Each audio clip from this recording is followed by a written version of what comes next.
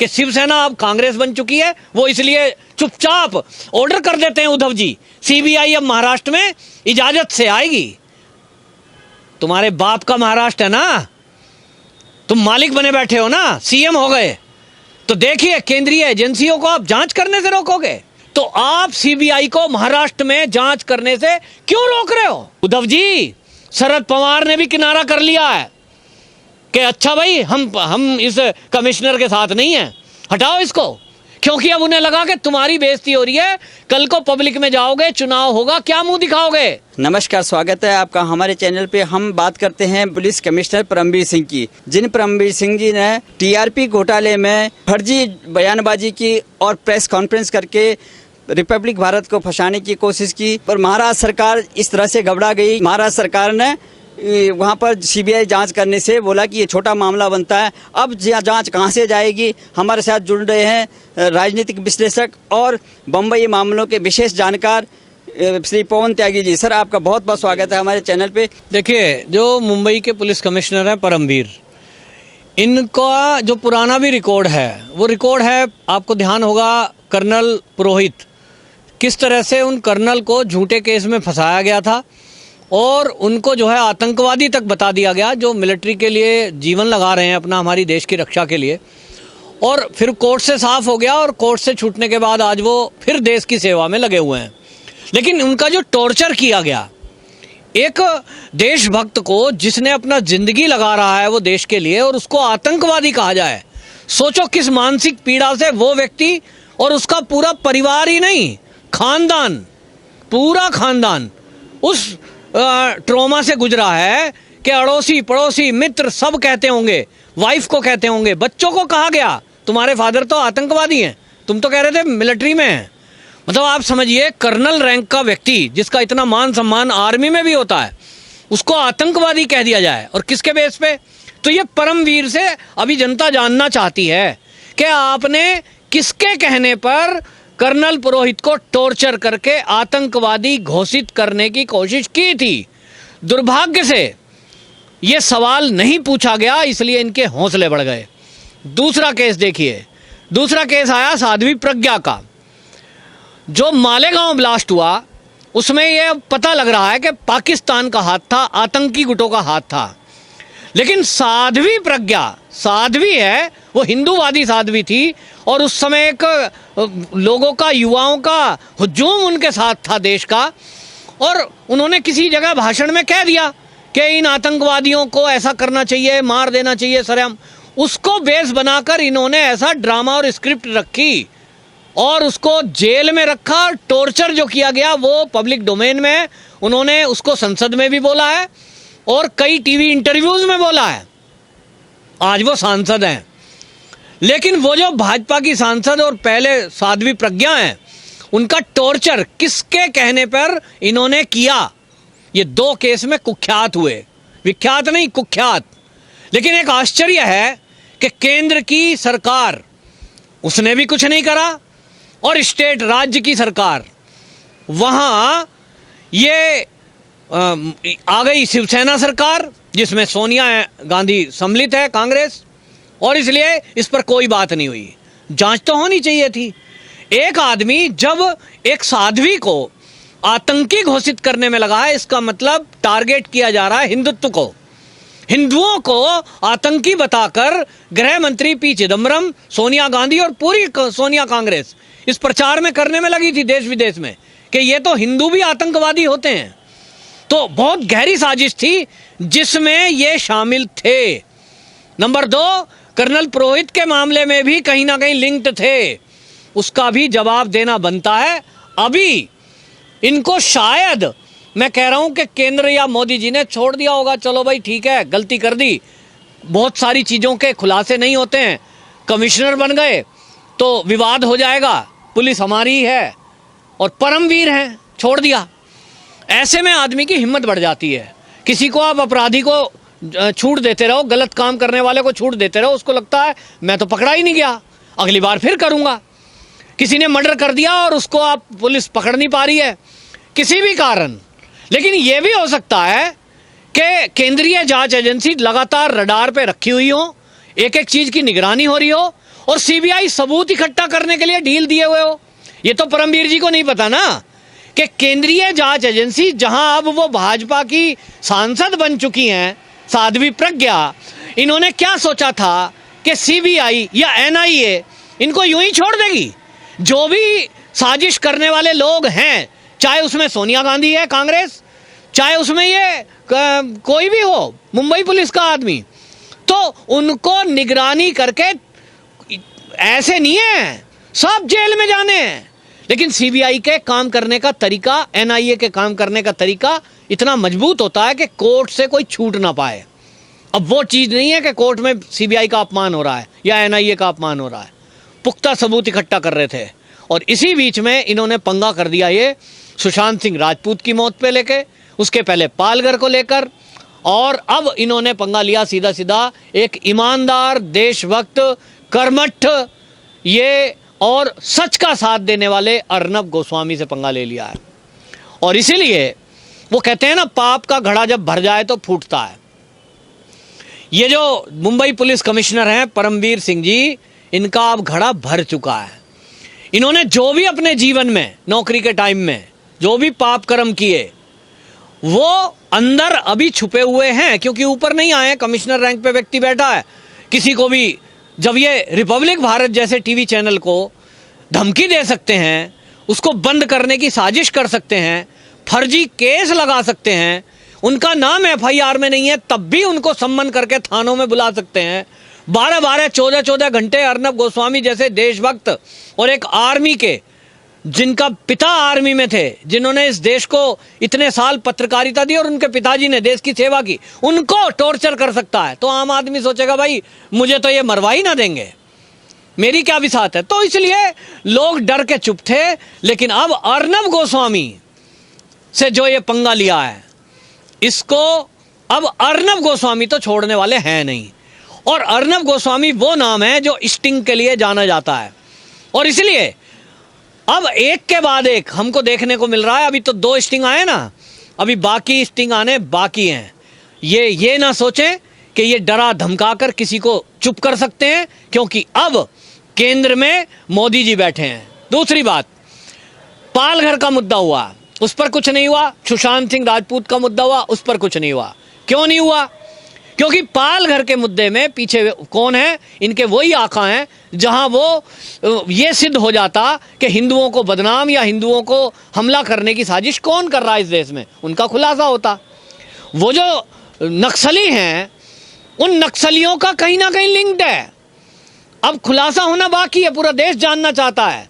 अब पूरा देश जानना चाहता है कि ये जो रिपब्लिक भारत के पीछे पड़े हैं, जिनका ये खुलासा हुआ है कि वो एक पुलिस कमिश्नर नहीं है, वो एक पार्टी के एजेंडे पे काम करने वाले व्यक्ति हैं।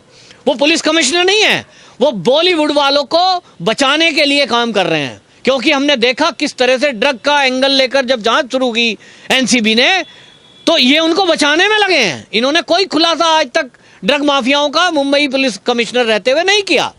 तो इसका मतलब मुंबई में ड्रग चल तो रही थी, लेकिन जांच नहीं की।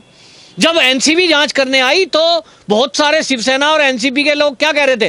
यूं कह रहे जी वो तो केंद्रीय एजेंसी है, उसका तो विदेशों में जांच करने का दायरा है, वो मुंबई में जांच क्यों कर रही है एनसीबी? वो एनसीबी इसलिए जांच कर रही है क्योंकि मुंबई पुलिस कमिश्नर जो बना के आपने बैठा रखा है, वो जांच नहीं कर रहा। जो उसका काम है वो नहीं कर रहे। तो जब वो नहीं करेंगे तो केंद्रीय जांच एजेंसी क्या हाथ पे हाथ रखी बैठी रहेंगी कि जी मुंबई की पुलिस काम ठीक नहीं कर रही तो हमारा काम तो है नहीं, मुंबई के नेता काम ठीक नहीं कर रहे तो हमारा काम तो है नहीं? क्या अमित शाह शांति से बैठे हुए देखते रहे कि आप कुछ भी बदतमीजी करो, किसी का भी मर्डर करा दो, उसको आत्महत्या बता दो, फर्जी आप जो है पोस्टमार्टम कर दो? ये सब के सब हाथ पे हाथ धरे रहकर ना तो केंद्र की सरकार ना केंद्रीय जांच एजेंसी चुप बैठ सकती हैं। और इसलिए उन्होंने अब जांच का जब जुम्मा उठाया है, जांच का दायरा उन्होंने अब शुरू किया है, तो परमवीर सिंह सबसे पहले तो ये अर्नब गोस्वामी वाला मैटर और है, अब सारे मैटर खुलेंगे। जांच सबकी चल रही थी, लेकिन अब पूछा जाएगा कि हिंदुओं को आतंकवादी घोषित करने के लिए किसके इशारे पर आपने उस एजेंडे पे काम किया कि साध्वी प्रज्ञा को 3rd डिग्री टॉर्चर इतना दिया गया कि उनको कैंसर हो गया। क्या साजिश की आपने देखना। मैं बता रहा हूं कि इन्होंने प्रज्ञा ठाकुर को कोई ना कोई जहरीला पदार्थ, कोई ना कोई ऐसी दवा इन्होंने खिलाई है खाने में, उसके मिलाकर, जिससे कि वो मर जाए। उनको टॉर्चर किया। पूछो उनसे, आपके रोंगटे खड़े हो जाएंगे। आप कितने कट्टर हो, आप रोए बगैर रह नहीं सकते। अगर प्रज्ञा जी का पूरा इंटरव्यू आप देख लोगे तो एक महिला को, सोनिया गांधी महिलाओं की हितैषी बनती है, क्या वो प्रज्ञा ठाकुर महिला नहीं थी? किसी का दिल पसीजा नहीं। और उस महिला को इतना टॉर्चर किया गया, किस लिए, किसके इशारे पर? ये पूरा देश जानना चाहता है। हम सीबीआई वालों से मांग कर रहे हैं कि आप जांच कर रहे हो फर्जी टीआरपी की, कृपया करके, मैं एक एज ए हिंदू मैं कह रहा हूं, मोदी जी को सवाल है मेरा, मोदी जी मैं जानना चाहता हूं और मेरे साथ पूरा देश जानना चाहता है कि प्रज्ञा ठाकुर को किसके इशारे पर आतंकी घोषित किया जाने की साजिश की गई। हमारे देश के कर्नल सेना के, जो इतना महान जॉब कर रहे हैं, जिन्होंने अपना पूरा जीवन लगा दिया, किसी ने उनकी पत्नी का इंटरव्यू लिया क्या? मैं रिपब्लिक को भी कह रहा हूं कि उनकी पत्नी का इंटरव्यू दिखाया जाए। पति है ठीक है, नहीं बोल सकते, पत्नी और बच्चों का इंटरव्यू दिखाया जाए। किस तरह वो टॉर्चर किए गए थे, कैसा ट्रॉमा से वो गुजरे थे, क्या उनके वो दिन कोई वापस ला सकता है? तो पूरा देश जानना चाहता है मोदी जी, आपकी सीबीआई जो जांच कर रही है, ये भी जांच करके कर्नल पुरोहित को आतंकी घोषित किसके इशारे पे किया गया।